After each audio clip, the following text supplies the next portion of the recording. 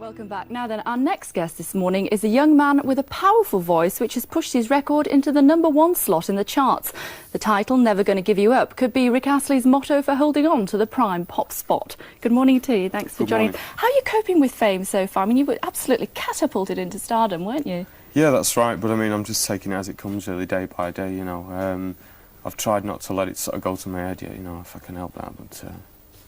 And you're from Newton-le-Willows in Lancashire, that's right, Lancashire yeah. lad, aren't you? That's right, not too far from you, you know. Just up the road, just down the road. Yeah.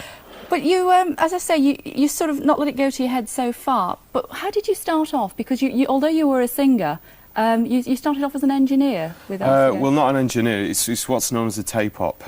What happened was I got my deal. Yeah, I got my deal, and the people I was working with asked me to come down and work in their studio for a few months.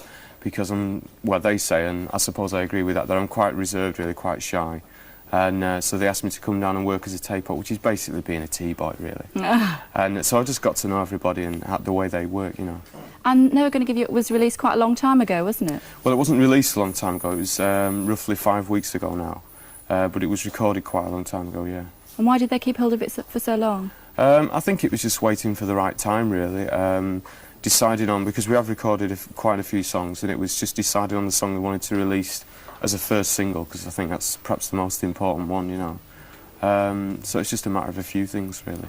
Now, I might be a bit biased, but there seems to be a bit of a Northern Soul hint in it there, is that right or not? Possibly, yeah.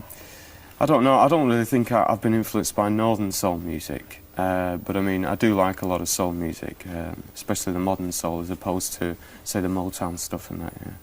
And you've got an album coming out or not?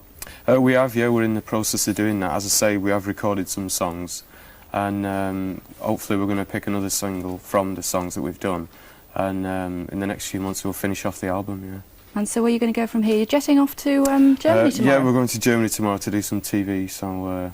and then Belgium next week as well, so... Now, you seem to be terribly well balanced and coping with fame quite well, but Jackie, your girlfriend, seemed to have a bit of an upset over the weekend. She was a bit upset at Stringfellows or the Hippodrome or something, wasn't she? I think the press like to think that people get upset about it, and I think that when people do write things in the paper and you've never had it happen before, obviously it's a big shock to you, know, to be nationally sort of in the headlines. But I don't think, I'm not too worried about it, and I don't think she is either. We just take that, you know, with a pinch of salt. One step at a time. Yeah.